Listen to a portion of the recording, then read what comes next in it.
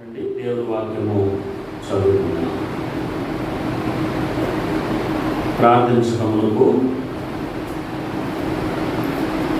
దేవుడి వాక్యం చదువుకుందాం. అపోస్తలుడైన పౌలు తెస్సలోనిక సంఘానికి రాసిన మొదటి పత్రిక మొదటి అధ్యాయము 2-3 వచనాలు అందరం కలిసి చదువుకుందాం. చదవగలిగిన వారు దగ్గరగా చదవండి.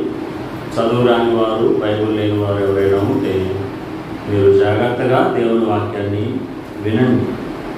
విశ్వాసంతో కూడిన మీ పనిని, ప్రేమతో కూడిన మీ ప్రయాసమును మన ప్రభువైన యేసుక్రీస్తునందలి నిరీక్షణతో కూడిన మీ ఓర్పును మేము మన తండ్రైన దేవుని ఎదుట మానక జ్ఞాపకము చేసుకొనుచు మా ప్రార్థన యందు మీ విషయమై విజ్ఞాపన చేయొచ్చు మీ అందరి నిమిత్తము ఎల్లప్పుడూ దేవునికి కృతజ్ఞతాస్తుతులు చెల్లించుచున్నాము. దేవుడి వాక్య భాగమును దీవించును గాక. సరే, ఈ గ్రంథంలో మొదటి అధ్యాయము మొదటి వచనంలో మనం ఒక మాట నేర్చుకున్నాం. ఏంటది? దేవుని సంఘము. సంఘము అనే విషయాన్ని చాలా వివరముగా చూసాం. ఆ తర్వాత 2వ వచనంలోకి వచ్చిన తర్వాత 3 విషయాలు చూద్దాం అనుకున్నాం. మొదటిది విశ్వాసంతో కూడిన పని, రెండవది ప్రేమతో కూడిన ప్రయాస, నిరీక్షణతో కూడిన ఓర్పు. ఈ 3 విషయాలు చూడాలని సిద్ధపడ్డాం. ఈ మూడింటిలో విశ్వాసంతో కూడిన పని చూసాం చక్కగా. కొన్ని వారాలు దాని విషయంలో కూడా దేవుడు మనతో మాట్లాడాడు. చక్కగా మనం కూడా చాలా విషయాలు నేర్చుకున్నాం. సరే, ఇప్పుడు ఈ విషయంలోకి వెళ్దాం. ప్రేమతో కూడిన ప్రయాస. సరే, గత వారము ప్రయాస గురించి నేను మీతో 2 విషయాలు చెప్పాను. ఒకటి, ఆదికాండము 3వ అధ్యాయము 15-18 వచనాల్లో చూస్తే ప్రయాస అనేది అక్కడే వచ్చింది. ప్రయాస అంటే కష్టం. కాబట్టి ప్రయాస ఎప్పుడు వచ్చింది అని అంటే పాపము చేసిన తర్వాతే మానవుడికి ప్రయాస మొదలైంది. ఒక మాటలో చెప్పాలంటే కష్టం మొదలైంది. ఈ ప్రయాస అన్నది మానవుడికి పాపము వలన దేవుడు పెట్టిన శాపం. చెప్పండి నాతో పాటుగా, ప్రయాస అన్నది మానవుడికి పాపము వలన దేవుడు పెట్టినది. దేవుడు పెట్టిందే ఇది. ఏం పెట్టాడు? ప్రయాసను మానవుడికి ఇచ్చాడు. ఎందుకు ఇచ్చాడు? మానవుడు ఏం చేశాడు? పాపము చేశాడు. మొదటి మాట. రెండవది, ఆ ప్రయాస దేవుడు మానవుడికి పెట్టినటువంటి ప్రయాస ఎలాంటిది? ప్రసంగి గ్రంథం 1వ అధ్యాయం 13వ వచనం ప్రకారం అది బహు కఠినమైన ప్రయాస. దేవుడు మానవులకు ఏర్పాటు చేసినటువంటి ప్రయాస బహు కఠినమైనది. తర్వాత యోబు గ్రంథం 20వ అధ్యాయం 18వ వచనంలో మనం చూస్తే, వారు ప్రయాసపడి సంపాదించిన దాన్ని వారు అనుభవించరు. మనం దాన్ని ఏం చేయవట? అనుభవించరు. ప్రయాస పడి సంపాదించిన దాన్ని మనం అనుభవించము. మొదటి మాట. 7 విషయాలు చెప్పారు కదా వాటిల్లో. రెండవది అసహ్యమైన ప్రయాస. ప్రసంగి గ్రంథం 2వ అధ్యాయం 17వ వచనం ప్రకారం. మూడవది ప్రసంగి గ్రంథం 2వ అధ్యాయం 18వ వచనం ప్రకారం మనము సంపాదించింది మన తర్వాత వచ్చే వారికి విడిచిపెట్టాలి. ఆ తర్వాత మనం ఎవరికి విడిచిపెడతామో, మనం సంపాదించిన ఆస్తి, మనం సంపాదించిన సంపాదన అంతా ఎవరు అనుభవిస్తారో కూడా మనకు తెలియదు. 4వది 5వది మనం ప్రయాసపడి సంపాదించిన దాన్ని ప్రయాస పడని వాడికి స్వాస్థ్యంగా మిగిలిపోతుంది. ఆ తర్వాత మన ప్రయాస అంతా కేవలం మన నోటి కొరకే. దేని కొరకు చెప్పండి? మన నోటి కొరకే. 6వ మాట. ఇప్పుడు 7వ మాట, ప్రయాసంతా వ్యర్థమే. చెప్పండి నాతో పాటుగా, మానవుడు సూర్యుని క్రింద భూమి మీద పడే ప్రయాస అంతా కూడా వ్యర్థమే. ఎందుకని అంటే ఈ ప్రయాస మానవుడికి పాపం వల్ల వచ్చిన శాపం. సరే, అది గత వారాలు మనందరం చూసాం. ఇప్పుడు ఈరోజు కొన్ని విషయాలు మనం నేర్చుకుందాం. చూడండి, ఈరోజు ఏం నేర్చుకున్నాము? హబక్కూకు గ్రంథము 2వ అధ్యాయం 13వ వచనం. ఇది నిన్నటి విషయంలోనే రాసుకోవచ్చు. నిన్న 7 విషయాలు చెప్పాను కదా, వాటిల్లోనే ఈ విషయాన్ని కూడా రాసుకోండి. హబక్కూకు గ్రంథము 2వ అధ్యాయం 13వ వచనంలో ఉంది. నాతో పాటు చెప్పండి. జనులు ప్రయాసపడుదురు గాని అగ్నిపాలవుదురు. మానవుడు ఎంత కష్టపడినా ఎంత ప్రయాసపడినా చివరికి మానవుడు ఎక్కడికి వెళ్ళిపోతాడు? అగ్నిపాలు అయిపోతాడు. ఇది నిన్న వారం చెప్పిన వాటిలో రాసుకోండి. ప్రయాస వల్ల నష్టాలు లేదా వాటి వల్ల పర్యవసానాలు ఏంటో ఆ విషయాలన్నీ రాసుకోండి. సరే, ఈరోజు దేవుని వాక్యం మనం చూస్తే మరి ఈ ప్రయాస గురించి మనం ఒక మాట జ్ఞాపకం చేసుకుందాం. ప్రయాసము చెప్పండి, నాకు నా ప్రశ్నకి సమాధానం చెప్పండి. ఈ ప్రయాస మానవుడికి ఎవరిచ్చారు? అంటే చెప్పాలి గట్టిగా, చెప్పాలి. ఎవరిచ్చారు నేను అడుగుతున్నా? దేవుడే ఇచ్చాడు. ఎందుకు ఇచ్చాడు? ఈ మాట ఆ మాట చెప్పండి. ఎందుకు ఇచ్చాడు? పాపమును బట్టి. మనిషి చేసిన పాపానికి దేవుడిచ్చిన శాపం అది. సరే, ఇప్పుడు శాపం వల్ల మానవుడు కష్టపడుతున్నాడు. ఆ కష్టం అంతా కూడా వ్యర్థమే. ఎంత కష్టపడతాడు కానీ ఎంత సంపాదించినా సరే అదంతా పక్కనోడికి ఇచ్చేసుకోవాలి, తెలియనివాడికి ఇచ్చేసేయాలి. బుద్ధిహీనుడికి ఇస్తాడో, మంచోడికి ఇస్తాడో, జ్ఞానం కలిగిన వాడికి ఇస్తాడో తెలియదు కదా. చివరికి ఇతను కూడా ఏమైపోతాడు? అగ్నిపాలైపోతాడు. దీని నుంచి ఎలా విడుదల పొందుతా? శాపం ఇచ్చింది దేవుడే, కారణం మన పాపం. మరి ఇప్పుడు దేవుడు దీన్ని ఎలా తీసేస్తాడు? యెహెజ్కేలు గ్రంథంలో దేవుడు అంటాడు, జనులు ప్రయాసపడుదురు కానీ అది హబక్కూకు. యెహెజ్కేలు గ్రంథంలో 13వ అధ్యాయం 23వ వచనంలో ఒక మాట ఉంది. దుష్టుడు తన దుష్టత్వము వలన, తన దుర్మార్గం వలన మరణించడం వలన నాకేమన్నా సంతోషం కలుగుతుందా? కాదు. దేవుడు అంటున్నాడు, నాకేమన్నా సంతోషమా? దుర్మార్గుడు తన దుర్మార్గతను విడిచిపెట్టి మారు మనసు పొందితే నాకు సంతోషం అన్నాడు దేవుడు. సరే, కొన్ని విషయాలు నేను త్వరగా చెప్పాలి. ఈరోజు ఈ మాట ముగించేస్తాను, ఈ పదాన్ని. కాబట్టి జ్ఞాపకం చేసుకున్నాను. కాబట్టి మరి దేవుడు మానవుడి పాపం వల్ల దేవుడు పెట్టిన శాపమే కష్టం. అయితే ఇప్పుడు ఈ కష్టాన్ని దేవుడు ఎలా తీసేస్తున్నాడు? శాపాన్ని ఎలా తీసేస్తున్నాడు? అందుకనే దేవుడు సర్వ మానవాళికి ఒక పిలుపునిచ్చాడు. రండి, ఏంటన్నమాట? మత్తయి సువార్త 11వ అధ్యాయం 28వ వచనం. మత్తయి సువార్త 11వ అధ్యాయం 28వ వచనం. ప్రయాసపడి పాపభారమును మోసుకొనుచున్న సమస్త జనులారా, నా యొద్దకు రండి, నేను మీకు విశ్రాంతిని కలుగజేతును. ప్రయాసపడి కష్టపడి పాపము వలన వచ్చిన కష్టాన్ని అనుభవిస్తున్న మానవుడా, దేవుడు నిన్ను పిలుస్తున్నాడు. నా యొద్దకు రండి, నా యొద్దకు రండి, నేను మీకు పాపభారము వల్ల వచ్చిన కష్టాన్ని తీసివేస్తాను, మీ ప్రయాస అంతటిని తీసేస్తాను, నేను మీకు విశ్రాంతిని కలుగజేస్తాను. అర్థమవుతుందా? మళ్ళా ప్రశ్న, ఏ దేవుడు, ఎవరు మనకి శాపాన్ని ఇచ్చింది చెప్పండి? దేవుడు ఇచ్చాడు. ఎందుకు ఇచ్చాడు శాపాన్ని? మన పాపాన్ని బట్టి. ఆయన ఇచ్చిన శాపం ఏంటి? కష్టం. ఇప్పుడు ఆయనే మనల్ని పిలుస్తున్నాడు, నా దగ్గరికి రండి, మీ కష్టాన్ని, మీ ప్రయాసను నేను తీసివేసి, నేను మీకు మీ పాపాన్ని తీసివేసి నేను మీకేమిస్తాను? విశ్రాంతిని ఇస్తాను అంటున్నాడు. కాబట్టి యేసు ప్రభువారు ఏ మానవుడైతే పాపం చేస్తే ఆ మానవుడికి దేవుడు శాపాన్ని ఇచ్చాడో, కష్టాన్ని ఇచ్చాడో, అదే దేవుడు మానవుడి పాపాన్ని తీసివేసి, కష్టాన్ని తీసివేసి, వాడికి విశ్రాంతినివ్వడానికి ఆయన ఈ లోకానికి వచ్చి సర్వ మానవాళి పాప పరిహారార్థం ఆయన రక్తాన్ని చిందించి, ఆయన సిలువలో మరణించి, ఆయన మరణించి సమాధి చేయబడి మూడవ రోజు తిరిగి లేచాడు.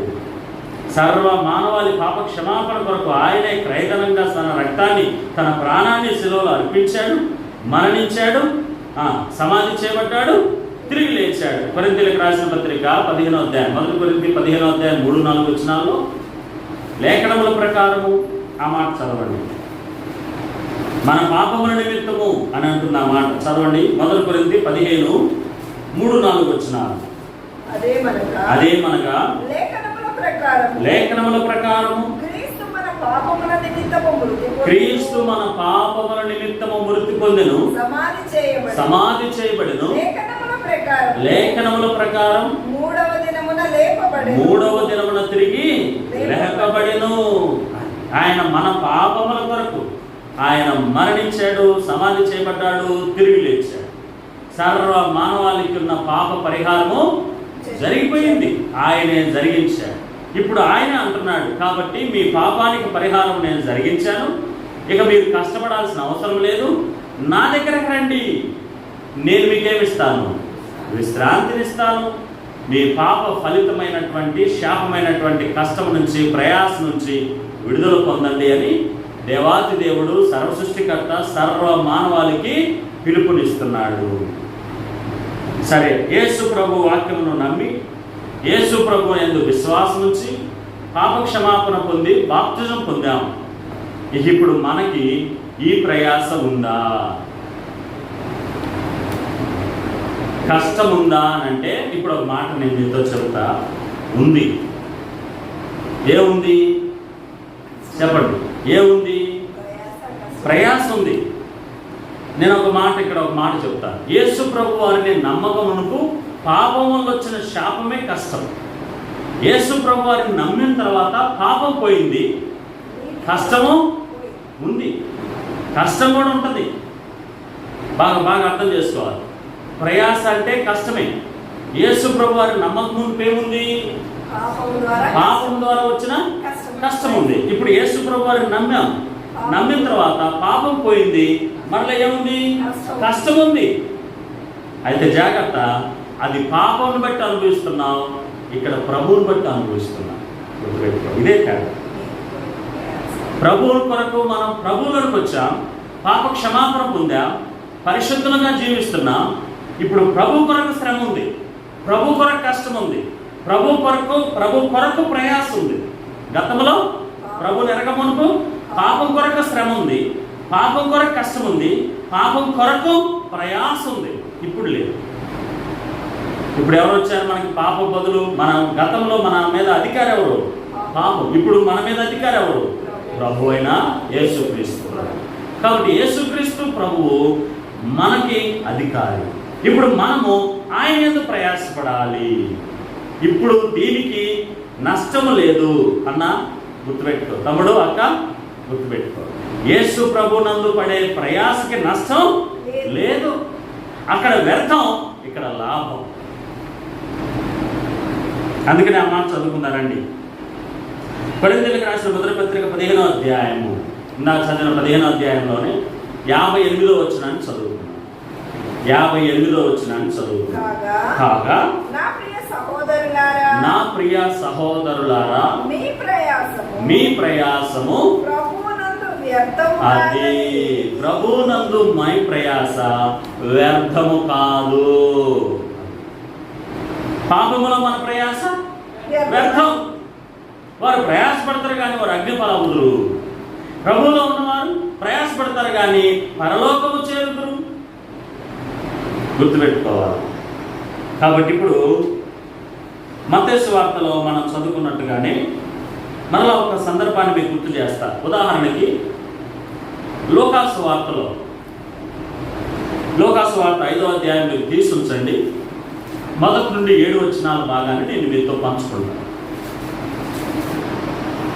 లోకాసు వార్త 5వ అధ్యాయం 1 నుండి 7 వచనాల భాగాన్ని నేను మీతో చెబుతాను, వినండి జాగ్రత్త. యేసు ప్రభు వారు సముద్ర తీరానికి వెళ్ళాడు. చాలామంది ప్రజలు వచ్చారు.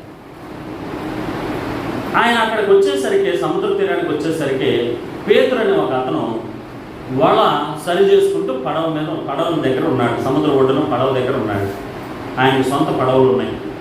యేసు ప్రభు వారు జన సందోహాన్ని చూసి అక్కడికి వచ్చేసరికి సముద్రం ఒడ్డున ప్రజలందరూ ఉన్నారు. ప్రభు ఎక్కడ నిలబడటానికి చోటు లేక పేతురు పడవని అడిగాడు.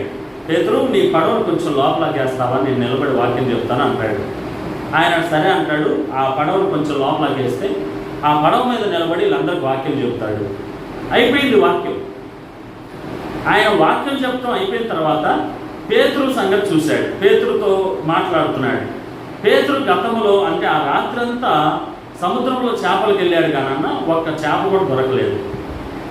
ప్రభువు లేకుండా ప్రయాసపడ్డాడు. గుర్తుపెట్టుకోడు. ప్రయాస పడ్డాడు. ఎవరు? పేతురు. ప్రభువు ఉండే, ప్రభువు లేకుండా రాత్రి, ప్రభువు లేకుండా రాత్రి అంతా ప్రయాసపడ్డాడు చేపలు పట్టడానికి. అదంతా వ్యర్థమైపోయింది. ఒక్క చేప దొరకలేదు. పొద్దున్నే వచ్చి పడవ సరి చేసుకుంటూ వలలు సరి చేసుకుంటూ కూర్చున్నాడన్న. ఇప్పుడు ప్రభు వచ్చాడు, కాసేపు పడవ వాడుకున్నాడు. పడవ వాళ్ళతో ఆయన వాక్యం చెప్పేసిన తర్వాత ఆ పడవ ఇచ్చిన పేతురుతో మాట్లాడుతున్నాడు. పేతురు, ఇప్పుడు చదవండి 5వ మాట, 5వ వచనమా, 5వ అధ్యాయము 5వ వచనమా.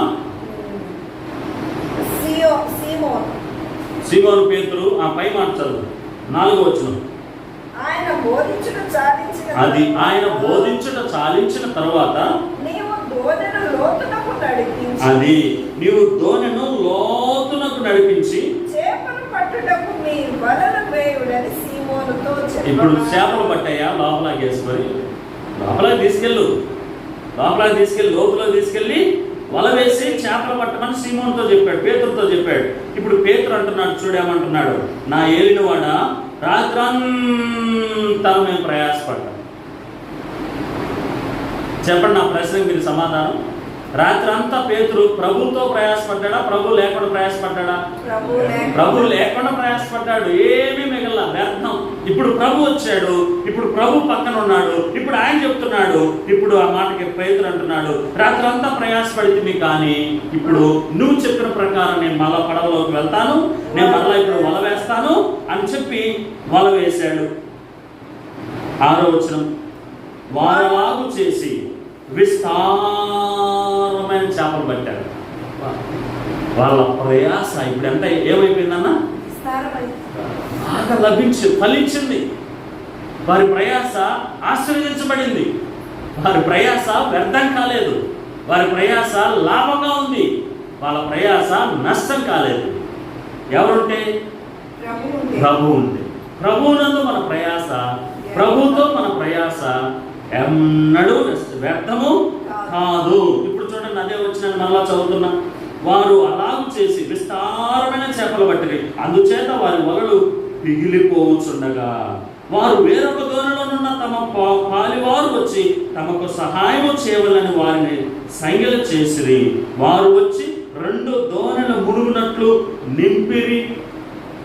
2 వలలు కాదు, 2 దోణెలు మునిగిపోయేటట్టు అన్ని చేపలు దొరికారు.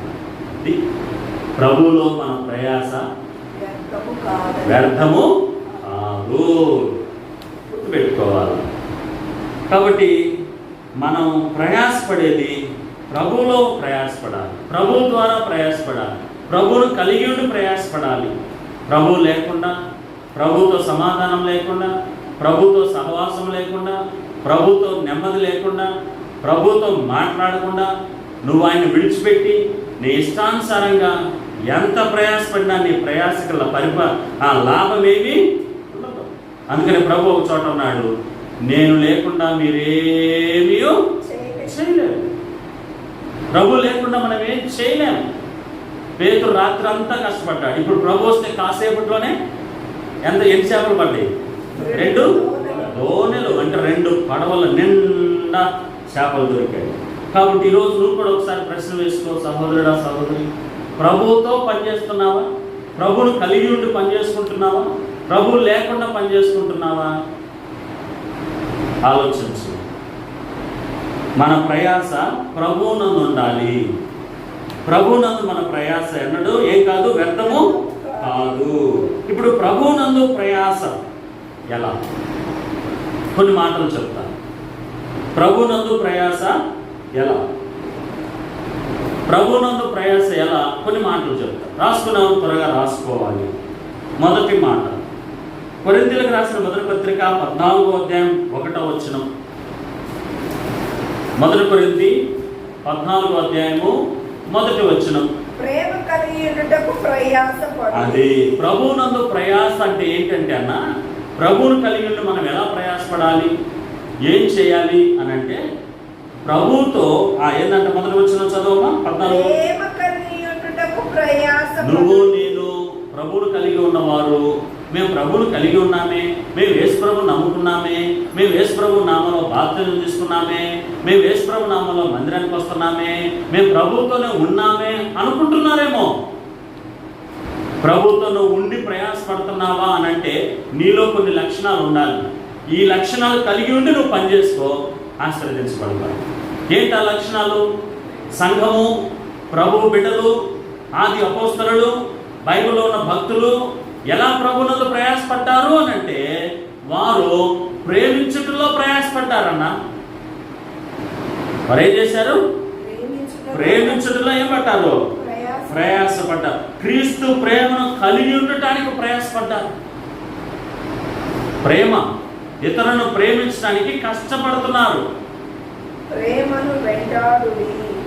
ఏమన్నాడు అక్కడ? ప్రయాసం అంటే అక్కడ బ్రాకెట్లో ప్రేమను ఏం చేయాలి? వెంటాడుడి అని అన్నాడు. నేను కూడా చేస్తున్నా, చూడండి దాన్ని ఒకసారి. నేను కూడా మొదటి కొరింథీ 14:1. మొదటి కొరింథీ 14:1లో ప్రేమ కలిగి ఉండటానికి ఏం పడాలి? నువ్వు నేను కష్టపడాలి. ప్రేమ కలిగి ఉండటానికి కష్టపడటమే ప్రభువునందు ప్రయాసపడుట. ప్రభువుతో ప్రయాసం, ప్రభువు కలిగి ఉండి కష్టపడటం ఏంటి అని అంటే, ప్రేమ కలిగి ఉండటానికి ఏం చేయాలి? నువ్వు అనుక్షణం కష్టపడాలి. కష్టపడుతున్నావా? ప్రేమ, ఇతరులతో ప్రేమ ఉండాలి మనకి. ఇతరుల పక్షాన్ని ఏం కలిగి ఉండాలి? మనం ప్రేమ కలిగి ఉండాలి. స్వార్థము లేని ప్రేమ. కొరింథీయులకు రాసిన పత్రిక 13వ అధ్యాయంలో మొత్తం ప్రేమే ఉంది. ప్రేమ ఎలా ఉంటుందో ఇక్కడ చెప్పాడు. 4వ వచనం నుంచి 13వ అధ్యాయం 4వ వచనం నేను చెబుతున్నా, మీరు లెక్క పెట్టండి. ప్రేమ దీర్ఘకాలము సహించును, దయ చూపించును, ప్రేమ మత్సరపడదు, ప్రేమ నమ్మకంగా ప్రవర్తించదు, ప్రేమ ఉప్పొంగదు, ప్రేమ అమర్యాదగా నడవదు, ప్రేమ స్వప్రయోజనము చూసుకొని విచారించుకున్నదు, ప్రేమ త్వరగా కోపపడదు, ప్రేమ అపకారమును మనసులో ఉంచుకున్నదు, ప్రేమ దుర్నీతి విషయమై సంతోషపడక సత్యమునందు సంతోషించును, ప్రేమ అన్నింటినీ తాలుకొనును, ప్రేమ అన్నింటినీ నమ్మును, ప్రేమ అన్నింటినీ నిరీక్షించును, ప్రేమ అన్నింటినీ ఓర్చును, ప్రేమ శాశ్వత కాలం ఉండును, ప్రేమ నిరర్ధకము ప్రవచనములైనను నిరర్ధకం. సరే, అంతవరకు ఏంటంట? 15 గుర్తుపెట్టుకుంటారా? ఇవి ప్రేమలో ఉండాల్సింది. ప్రేమిస్తున్నాం అంటాడు, గొడవలు చేస్తుంటారు, తప్పు చేస్తే సహించరు. ప్రేమిస్తున్నాం అంటారు, కలిగిందాన్ని ఏది ఇవ్వడానికి ఇష్టపడరు. ప్రేమిస్తున్నాం అంటారు, స్వార్థం లేకుండా ఉండరు. ప్రేమిస్తున్నాం అంటారు, ఎన్నాళ్ళు సహించాలా అని అంటారు. ప్రేమిస్తున్నాం అంటారు, అబద్ధాలే చెబుతారు. ప్రేమిస్తున్నాం అంటారు, ఏం చెప్తారు? అబద్ధాలే చెబుతారు. కాబట్టి మనం గుర్తుపెట్టుకుందాం, ఇతరులతో ప్రభువుతో ప్రేమ కలిగి ఉండటానికి ఏం పడాలి అబ్బాయి? మనం కష్టపడాలి. అది మనం కష్టపడాలి. ఈ విషయంలో మీరు జాగ్రత్త గమనించుకోండి. నేను త్వరగా ఇంకా వేరే విషయాలు కూడా చెప్పాలి కాబట్టి ఇంకొన్ని విషయాలు చెబుతున్నాను. రెండవది, ప్రభువునందు మన ప్రయాసానంటే మొదటిది ప్రేమ కలిగి ఉండటకు కష్టపడాలి. రెండవది, తెస్సలోనికీయులకు రాసిన మొదటి పత్రిక 2వ అధ్యాయం 9వ వచనం. తెస్సలోనికీయులకు రాసిన మొదటి పత్రిక 2వ అధ్యాయం 9వ వచనం. 2వ అధ్యాయము 9వ వచనం.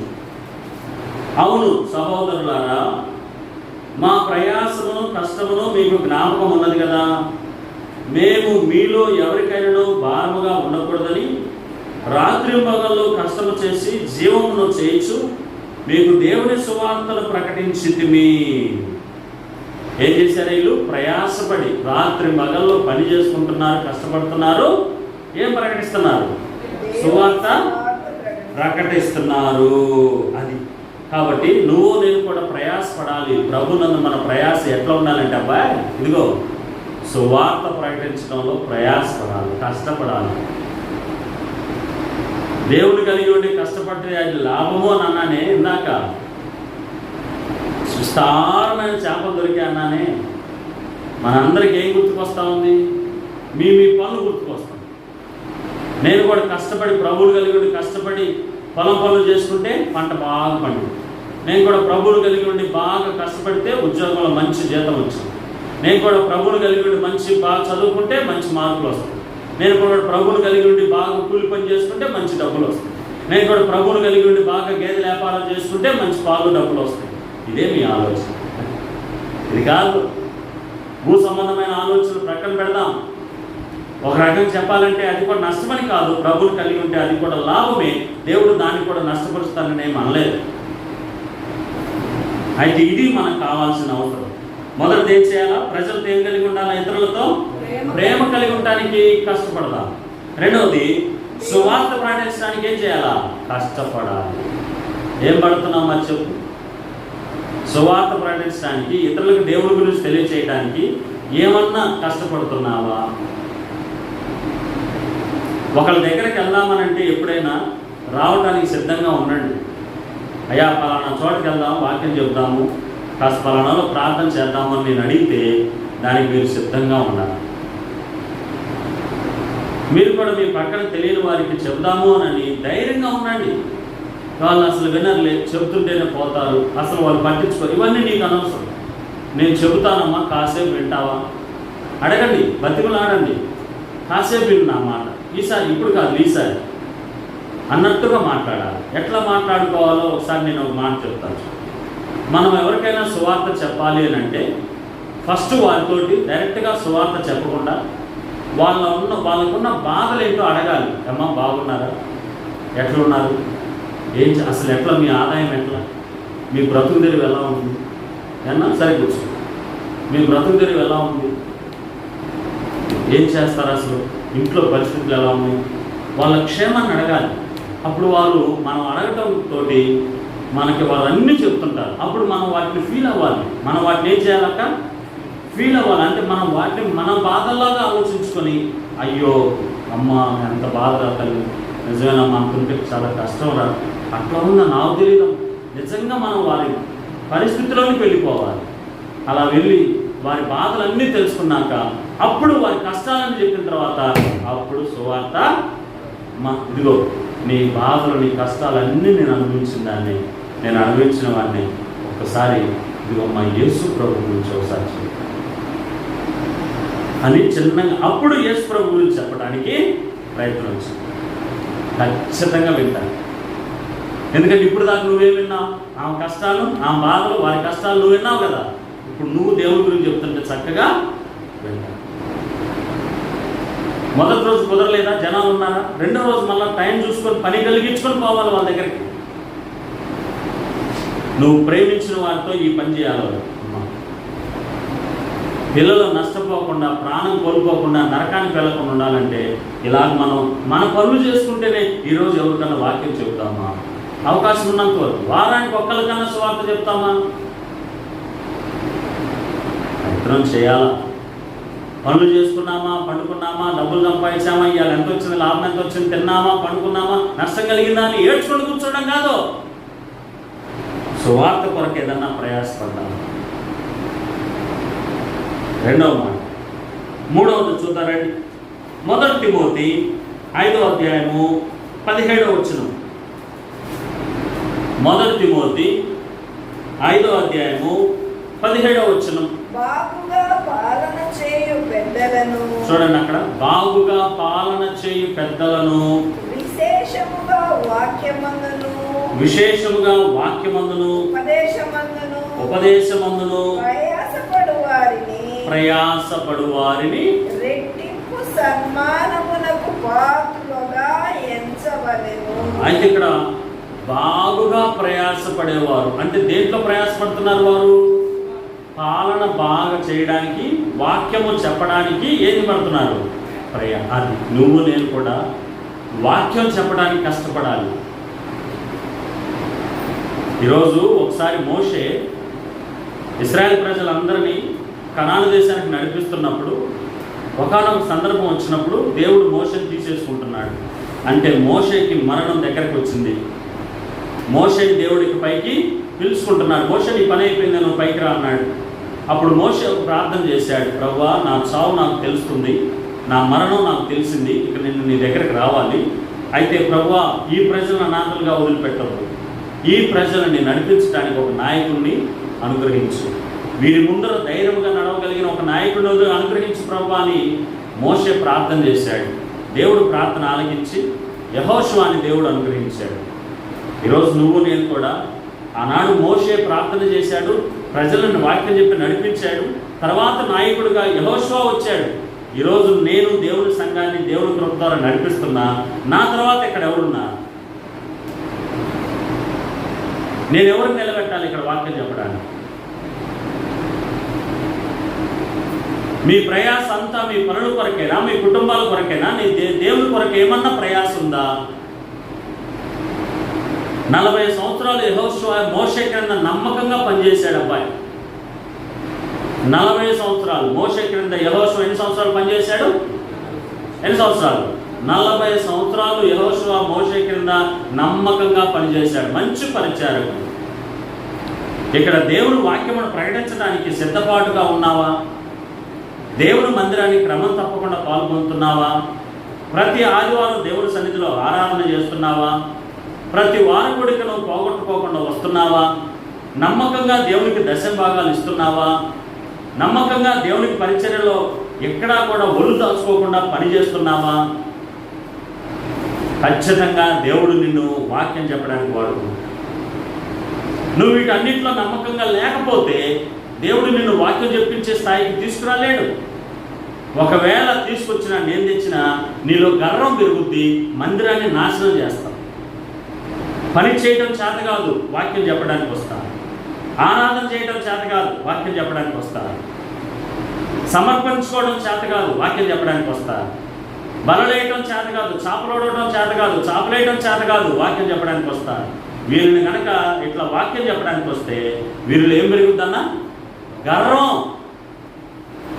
మందిరం పట్ల బాధ్యత, ఆత్మ పట్ల బాధ్యత తెలియదు మీకు. ప్రయాసపడటం ఏంటో తెలియదు, ప్రేమించడం అంటే ఏంటో తెలియదు. వాక్యం దగ్గరకు వచ్చేసరికి, మైకి దగ్గరకు వచ్చేసరికి తెలియనటువంటి ఒక గర్వం మొదలవుతుంది. ఏదన్నా ఒక మాట అంటే చాలు, ఇక నన్ను మించిన ఎవడు లేడని నువ్వే దాటిపోయి వేరే చోట వాక్యాలు చెప్పడానికి పోతాను. నేనే మందిరం పట్టుకుంటా, నేనే వాక్యం చెప్పుకుంటా అన్నట్టుగా తయారవుతాను. దేవుని పిలుపు, దేవుని ఏర్పాటు ఉండాలి. ఈరోజు ఎందుకని దేవుడు ఈ కోణంలో చేసుకొచ్చాడు? దయచేసి నన్ను ఏమనుకోవద్దు. వాక్యాన్ని జాగ్రత్తగా అర్థం చేసుకోవడానికి ప్రయత్నించాడు. వాక్యం చెప్పడానికి ఏం పడాలా? ప్రయాసపడాలి. పడుతున్నావా? సిద్ధపాటుగా ఉంటున్నావా? దేవుడు ఎప్పుడైనా మందిరంలో వాడుకోవాల్సిన అవసరం వస్తే ప్రభువా నేనున్నానని కాసుకొని కూర్చుంటున్నావా? దేవుని పని ఎప్పుడైనా ఎప్పుడు అవసరం వచ్చిందో తెలియదు, అప్పుడు భుజం పెట్టడానికి నువ్వు సిద్ధంగా ఉన్నావా? జాగ్రత్త. ఏది నీ ప్రయాస, ఏది నీ పని, ఏది నీ కష్టం? ఏంటయ్యా కష్టం అని అంటే ఏడవడానికి సిద్ధంగా ఉన్నారు. దేని విషయమై? సొంత ఇంటి పనుల భారం కొరకు ఏడుస్తున్నారు తప్ప దేవునికి వాక్యం చెప్పాలి, సంఘాన్ని పోషించాలి, సంఘం కొరకు ప్రయాసపడటానికి ఏడుస్తున్నావా? ఒక్క రోజన్న సంఘం కొరకు కన్నీరు కాల్చారా? మీరు ఒక మాట గుండెల మీద చేసుకోండి. ఆత్మల కొరకు ఏడ్చారా ఒక్కరోజు? లేదు. నిజంగా కన్నీరు మీకు మీ కష్టాల గురించి వస్తుందే కానీ పరిచర్య గురించి, ఆత్మల గురించి, మందిరం గురించి ఏ రోజు కూడా ఏడ్చిన దాఖలాలు నాకు తెలిసి మీ దగ్గర లేవు. ఆలోచించి మీ ప్రయాస దేని మీద ఉండాలి? ప్రేమించడంలో ప్రయాసపడండి, సువార్త చెప్పడంలో ప్రయాసపడండి, దేవుడు వాక్యమును బోధించట్లో ఏముండాలా? ప్రయాస ఉండాలి. తర్వాత 4వ మాట త్వరగా చెప్తారండి. మొదటి తిమోతి 16వ అధ్యాయము 11వ వచనం. 10వ అధ్యాయమా? 6వ అధ్యాయము రండి 11వ వచనం. నీతిని, భక్తిని, విశ్వాసమును, ప్రేమను, ఓర్పును, సాత్వికమును సంపాదించుకోవడానికి ఎక్కడుందా మాట? 6వ అధ్యాయము 11వ వచనం. 6వ అధ్యాయం 11వ వచనం చదవండి. దైవజనుడా, నీవైతే వీటిని విసర్జించి నీతిని, భక్తిని, విశ్వాసమును, ప్రేమను, ఓర్పును, సాత్వికమును సంపాదించుకొనుటకు ప్రయాసపడుము. వీటన్నిటిని సంపాదించడానికి ఏం చేయాలా? ప్రయాసపడాలి. వీటన్నిటిని ఏం చేయాలని చెప్పండి?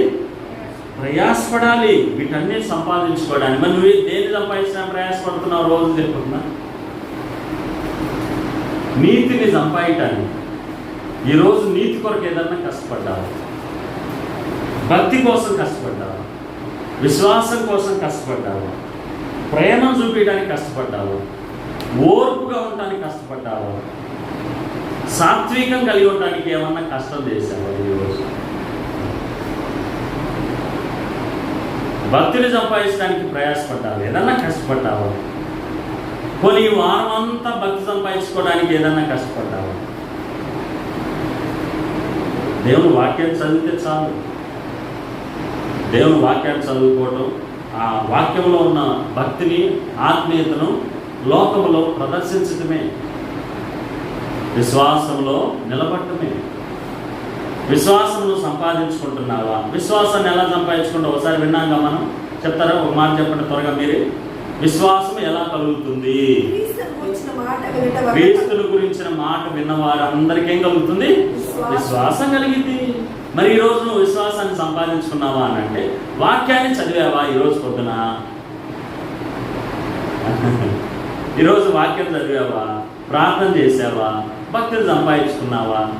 బజార్లోకి వెళ్ళిన తర్వాత పాపం చేయకుండా నీతిని నిలబెట్టుకున్నావా? ఓర్పు, ఎవరన్నా ఏదన్నా అన్నా ఓర్పుతో, సహనంతో తలదించుకున్నావా? సాత్వికం అంటే ఇతరులను క్షమించే స్వభావం మనలో కలిగిందా? ఇవన్నీ సంపాదించుకోవాలన్నా వీటన్నిటి కొరకు ఏం చేయాలా? ప్రయాసపడాలి. వీటన్నిటిని ఏం చేయాలా? ప్రయాసపడి, కష్టపడి ఏం చేయాలా? సంపాదించుకోవాలి. ఇందాక నేను ఒక మాట చెప్పాను. వాక్యం చెప్పటంలో ఏం పడాలట? ప్రయాస. సువార్త చెప్పటంలో ఏం పడాలా? ప్రయాసపడాలి. మీరు ఎవరినైనా ఒక విశ్వాసిని మందిరాన్ని చేస్తున్నారు అనుకోండి, వాళ్ళ పట్ల చాలా బాధ్యత ఉండాలన్నా. వాళ్ళు రక్షింపబడేదాకా, వారు ప్రభువులో కొంచెం బలపడేదాకా చాలా జాగ్రత్తగా వాళ్ళతో వ్యవహరించాలి. వారితో బంధాన్ని పెంచుకోకూడదు. ఉదాహరణకి నేను ఒక మాట చెప్తాను. మీరు ఒక విశ్వాసిని ఊరిలో మందిరానికి మీ ద్వారా నడిపిస్తున్నారు. ఏమన్నా? ఎవరిని? ఒక విశ్వాసిని నడిపిస్తున్నారు. వస్తున్నారు, మిమ్మల్ని నమ్మి మందిరానికి వస్తున్నారు వారు. నువ్వు మందిరానికి వస్తే వాళ్ళు ఎక్కడికి వస్తారు? మందిరానికి. వారు ప్రార్థన చేయాలంటే నువ్వు కూడా ఏం చేయాలా? ప్రార్థన చేయాలి. సరే, నిన్ను నమ్మి వాళ్ళు మందిరానికి వస్తున్నారు. ఇప్పుడు నీకు ఇక్కడ పని లేదు, నువ్వు బతకడం కష్టంగా ఉంది అనుకుందాం. నువ్వు అనుకుంటున్నావు ఇప్పుడు నీకు వేరే చోట, వేరే ఊరిలో పని దొరికింది. ఇప్పుడు నువ్వు పనికి వెళ్తావా? ఇప్పుడు నీకు బతకడానికి వేరే ఊరిలో పని దొరికింది. ఇప్పుడు నువ్వు ఒక ఆత్మని రక్షించడానికి సిద్ధపడి ఒక ఆత్మను 4 వారాల మందిరానికి నడిపించావు. ఈరోజు నీకు బయటికి పోయడానికి అవకాశం, బయట పని దొరికింది, వెళ్ళిపోతావా? చెప్పు. ఒక ప్రశ్న నేను అడుగుతున్నాను. ఏం చేయాలా మనం? నేను చెబుతున్నా, జాగ్రత్త వినండి. ప్రభువు మిమ్మల్ని ఇక్కడ బతికిస్తాడు. మీరు ఒక ఆత్మని ఇక్కడికి నడిపిస్తుంటే అపవాది మిమ్మల్ని బాడు చేసి మిమ్మల్ని ఇక్కడ లేకుండా చేయాలని చూస్తున్న ప్రయత్నం అది. మీకు అన్నం దొరకని పరిస్థితులు అయినట్టుగా, మీకు డబ్బే మిగలనట్టుగా, మీకు అక్కడ అంతా లాభం కనపడుతున్నట్టుగా, మీరు ఇక్కడ నుంచి వేరే ఊరు వెళ్ళిపోయి బ్రతకాలన్నంత ఆలోచన తీసుకొస్తాడు. ఎవరు నష్టపోతారు ఇప్పుడు చెప్పు? ఒకటి, మీరు అవతల పోయి మీరు నష్టపోతారు. ఇక్కడ ఉన్న మిమ్మల్ని నమ్ముకొని వస్తున్న ఆత్మ కూడా. సహోదరుడా, అన్న జాగ్రత్త తల్లి. మనం ఒక ఆత్మను నడిపించడానికి ప్రభు కొరకు ప్రయాసపడుతుంటే వారి కొరకు మనము ఇక్కడే ఉండాలి, వెళ్ళకూడదు. పానకిలో కుటుంబం ఉంది, వారిని నమ్ముకున్న 2 కుటుంబాలు వస్తున్నాయి. ఇవాళ వాళ్ళకి ఏదో పని దొరికిందని హైదరాబాద్ పోయి హైదరాబాద్లో ఉన్నారు. వాళ్ళని బట్టి ఇప్పుడు 2 కుటుంబాలు రావట్లేదు ప్రార్థన. నాకు ఎంత దుఃఖం వేస్తుందో. వీళ్ళు ప్రభువుని నమ్మారు, బాధ్యతలు తీసుకున్నారు. వీరి కుటుంబం వీళ్ళ కడుపే వీళ్ళకి అవసరమే, కానీ ఒక ఆత్మ కొరకు నేను ఇక్కడ ఉండాలి, దేవుని పరిచయం కొరకు ఇక్కడ ఉండాలి, మందిరం కొరకు ఇక్కడ ఉండాలి. ఎక్కడికి వెళ్ళి నేను సంపాదించిన ఏదో ఒక రోజు వ్యర్థమే కదా, ప్రభు లేకుండా నేనేం సాధిస్తానన్న భయము భక్తి ఏ కోసనా లేదండి. విశ్వాసంతో నువ్వు బ్రతుకుతూ ఇతరులను దేవుని వైపు నడిపించాలి. ఈ విషయాలు ఎన్ని విషయాలు చెప్పాను చెప్పండి. ఇక 4 విషయాలు. మొదటిది ఏంటి? ప్రభువులను ప్రయాసపడటం అంటే ప్రేమ కలిగి ఉండటకు ప్రయాసపడాలి. రెండవది సువార్త ప్రకటించడానికి ప్రయాసపడాలి. మూడవది వాక్యం చెప్పడానికి ప్రయాసపడాలి. 4వది నీతిని భక్తిని విశ్వాసమును సాత్వికమును ఓర్పును సహనమును కలిగి ఉండడానికి ఏం చేయాలా? ప్రయాసపడాలి. ఈ విషయాలు గుర్తుపెట్టుకో. సరే, ప్రయాసపడిన వారు ఎవరున్నారో బైబిల్లో. ఆ తర్వాత ప్రభువునందు ప్రయాసపడిన వారికి ఎలా ఉండాలి? ప్రయాసపడిన వారు ఆ ప్రయాస వల్ల కలిగే లాభాలు ఏంటో ఇంకొక 3 విషయాలు. ఇది ఇప్పుడు సమయం లేదు కాబట్టి వచ్చే వారం అన్నా చూద్దాం. 9 అయింది, ముగించుకుందాం. ఈ విషయాలు గుర్తుపెట్టుకోండి. ఈ వారంతో ఏం చెప్పుకున్నాం? మీరు వారం చెప్పండి. ప్రభువునందు ప్రయాస, అంతేనా? గతంలో పాపమునందు ప్రయాస, ఇప్పుడు ప్రభువునందు ప్రయాస. ఎలా ప్రయాసపడ? ఇప్పుడు ఈ ప్రయాసకు లాభం ఉంది. ప్రభువునందు ప్రయాస వ్యర్థము కాదు. గుర్తుపెట్టుకోండి. ఈ మాట గుర్తుపెట్టుకో సహోదరుడా సహోదరి. ఈ రీతిగా ప్రయాసపడడానికి కష్టపడడానికి ప్రయత్నం చేయమ్మా. 24 గంటలు పొలం పనులు చేయడమే కాదు, 24 గంటలు పనులు చేసుకోవడం, కూలి పనులు చేసుకోవడం, 24 గంటలు డబ్బు వచ్చే పని చేయడమే కాదు. ఈ పొట్టకొట్టు కొరకు చేయొద్దు. 24 గంటల ఆలోచన, దేవుని కొరకు ప్రయాసపడు, ప్రభువునందు ప్రయాస. ఒక్క రోజైనా ఈ రోజు నేను దేవుని కొరకు ఇదిగో ప్రేమను కలిగి ఉండడానికి ప్రయాసపడ్డాను, సువార్త చెప్పడానికి ప్రయాసపడ్డాను, వాక్యం చెప్పడానికి ఈరోజు సిద్ధపడి ప్రయాసపడుతూ వచ్చాను. భక్తిని నీతిని విశ్వాసమును ఓర్పును సాత్వికమును ప్రేమను కలిగి ఉండటానికి ఈరోజు నేను ప్రయాసపడ్డానని ఆలోచన భావం నీ కలిగి ఉండి పండుకోవాలి. ఇలాంటి భారం నీకు ఇలాగ ప్రయాసపడాలి, ఇలా కష్టపడాలి. ఇప్పుడు మన ప్రయాస ఏంగా చెప్పండి? ఆనాడు పేతురు ప్రభు లేకుండా ఎన్ని కష్టాలు పడ్డాడు, ఉపయోగం లేదు. ఇప్పుడు ప్రభుతో ప్రయాసపడ్డాడు, 2 దోణులు నిండునంతగా ఫలం దొరికింది. మనకు కూడా సంపూర్ణమైన ఫలం దొరుకుతుంది. కుటుంబం భూమి మీద ఆశీర్వదించబడుతుంది. నీ పిల్లలు తరాలు ఆశీర్వదించబడతారు. ప్రభునందు చక్కగా బ్రతుకుతారు. దేవుడు వారికి నీ కుటుంబానికి ఏ లోటు చేయడు. అన్నం విషయంలో, బట్ట విషయంలో, చదువు విషయంలో, ఆరోగ్య విషయంలో ఎక్కడా లోటు చేయడు. ఆయన భౌతికంగా నీ కుటుంబానికి ఆశీర్వదిస్తాడు, ఆత్మీయంగా నీ కుటుంబాన్ని దేవుడు ఏం చేస్తాడు? ప్రభునందు ప్రయాసపడడానికి